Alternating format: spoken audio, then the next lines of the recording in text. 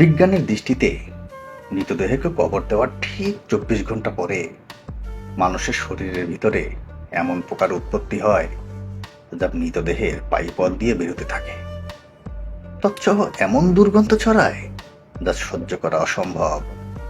আর এই দুর্গন্ধ পোকার সমগোত্রীয় পোকাদের নিমন্ত্রণ দেয়। দুর্গন্ধ পেয়ে সমস্ত পোকামাকড় বিছিয়ে মানুষের মৃতদেহের দিকে যাত্রা শুরু করে, আর সবাই মিলে মানুষের মাংস খাওয়া শুরু করে। কবরস্থ করার 3 দিন পরে সবচেয়ে প্রথমে নাকের অবস্থা খারাপ হতে শুরু করে এবং পচন ধরে যায়। 6 দিন পরে নখ খসে পড়তে থাকে। 9 দিন পরে চুল খসে পড়া শুরু হয়।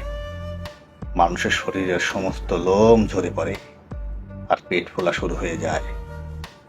17 দিন পরে পেট ফেটে যায় আর শরীরের ভিতরের সমস্ত অংশ বাহিরে বেরিয়ে আসে।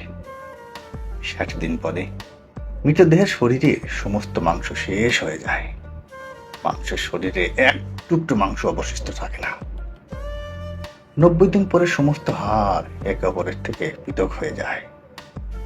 1 বছর পরে মানুষের শরীরের সমস্ত হাড় মাটির সঙ্গে মিশে যায়। আর যে মানুষের মৃতদেহ কবরস্থ করা হয়েছিল তার সমস্ত অস্তিত্ব মুছে যায়। অতএব ভাই বোনেরা বলুন, মানুষের এত অহংকার, এত আত্মগরিমা, এত হিংসা, এত বিদ্বেষ, এত লালসা, এত নাম, এত সম্মান, এত শক্তি, এত সামর্থ্য, এত ধন দৌলত, এত ক্ষমতা, এই বাদশাহী কোথায় যায়?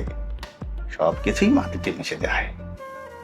মানুষের অস্তিত্ব বাকি আছে। মাটি থেকে সৃষ্টি, মাটিতেই মিশে যায়। অতএব আপনার কিভাবে চলা উচিত তা কি আর নতুন করে বলার দরকার আছে?